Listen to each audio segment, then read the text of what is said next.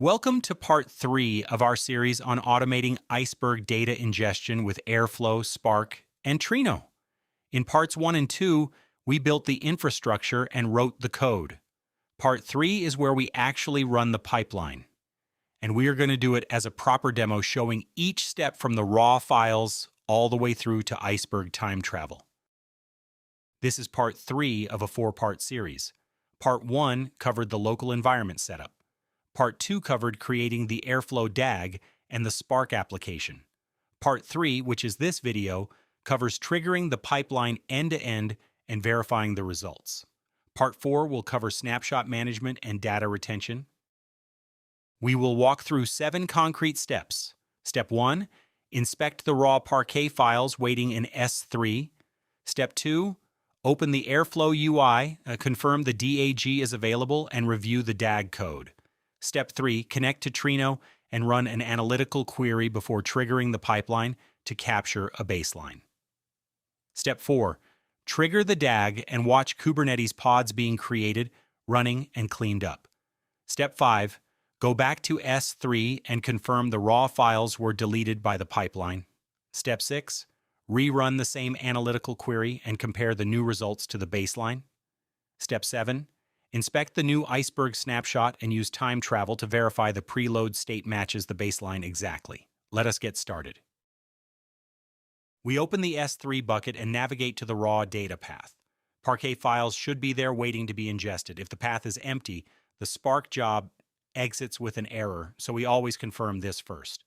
In our demo, the files are present. We use kube control port forward to map local port 18080 to the Airflow service. Then open a browser at localhost :18080. The load yellow trip data DAG should appear in the dashboard. Git sync may take up to 60 seconds to pull it on the first load. We click into the DAG and open the code tab to confirm it uses the Spark Kubernetes operator, runs on a daily schedule, and references the Spark application manifest from the git sync volume. Before we run the pipeline, we capture a baseline. We connect to the Trino command line interface using kube control exec on the Trino coordinator pod. Inside Trino, we first run show catalogs to confirm the Nessie catalog is registered. Then we switch to the Nessie NYC_taxi context using the USE command and call show tables to confirm the yellow _trip data table is visible. Now we run the baseline query, a row count, and an aggregation by payment type. We get our total trip count and the average fare for each payment type. These numbers are our reference point. We note them down because in step 6, we are going to compare them against the results after the load. In our demo, the baseline shows about 2.9 million rows across all payment types. Now we go back to the Airflow UI and trigger the DAG. We click the play button on the load yellow trip data DAG to start an immediate manual run. Then we open the DAG run detail view to monitor progress. While Airflow is running the task, we switch to the terminal and watch the Kubernetes pods.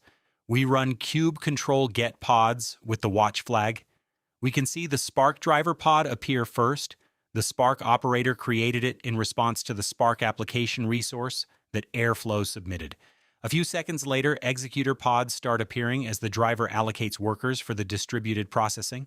We watch the pods work through their life cycle, pending, then running, then completed. The Spark operator cleans everything up automatically once the job finishes. Back in the Airflow UI, the task transitions from queued to running, and finally to success.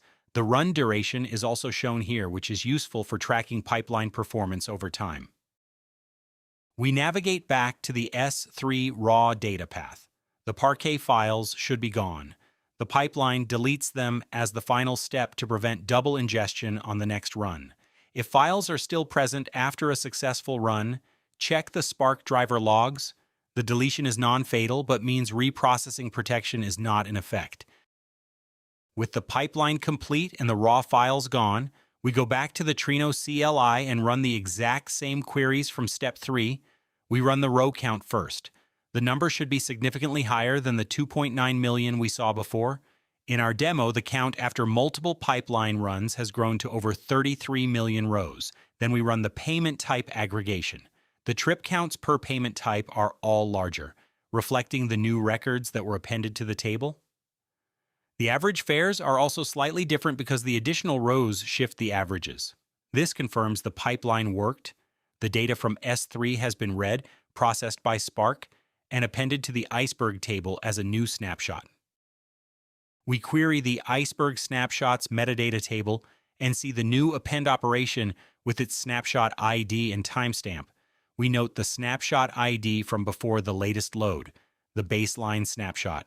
We then run the same aggregation with for version as of and that earlier snapshot ID. The result matches our baseline from step 3 exactly. Same trip counts, same average fares. A quick row count comparison confirms current table has 33 million rows. The time travel query returns the original 2.9 million. No backup, no restore. Iceberg reads the historical data files directly through the snapshot pointer. That wraps up part 3. We walked through the entire pipeline as a live demo with 7 steps.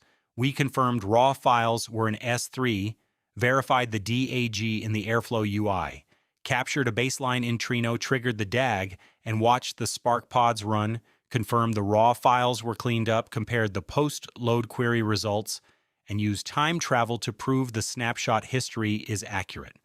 In part 4, we will take this further, rolling back to a previous snapshot when something goes wrong, deleting specific rows from the table, expiring old snapshots to reclaim storage, and running a full physical cleanup for compliance scenarios. See you in part 4.